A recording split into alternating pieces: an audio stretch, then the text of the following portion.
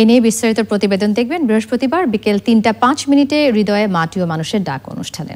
চলে যাচ্ছি পরের সংবাদে।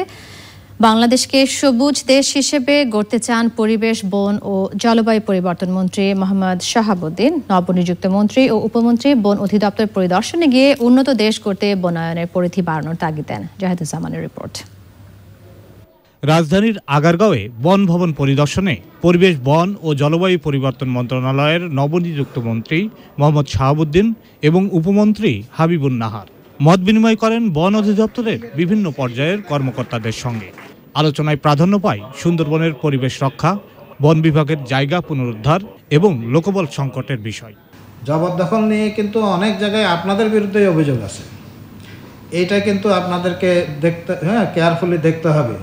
বলা হয়ে থাকে যে যখন জবরদখল হয় আপনাদের সাথে মাঠ পর্যায়ে যোগসাযোগ করে আগে দখল করে নেয়। সবুজ দেশ গড়তে সকলের সহযোগিতা চান মন্ত্রী উপমন্ত্রী। বলেন, উন্নত দেশ গড়তে হলে অবশ্যই বনভূমির পরিমাণ বাড়াতে হবে। সুন্দরবনের জীববৈচিত্র্য রক্ষার ক্ষেত্রেও আমরা ব্যাপক ভূমিকা নিতে পারবো আপনাদের সকলের সহায়তায়। আর একটা কথা, যে প্রাকৃতিকভাবে যে সমস্যাগুলো আছে সে ব্যাপারে আপনারা অনেকে আছেন, রিসার্চ করছেন, আপনাদের সেই সমস্ত গবেষণা হয়তো সুন্দরবনকে আবারও সবুজায়ন করতে সহায়তা করবে। এই মন্ত্রণালয়ের মাধ্যমে আমরা এই দেশের আমূল একটা পরিবর্তন করতে পারবো। দেশকে সবুজ বাংলাদেশ আমরা গড়তে পারবো যদি বৃক্ষ আমরা সঠিকভাবে লাগাতে পারি।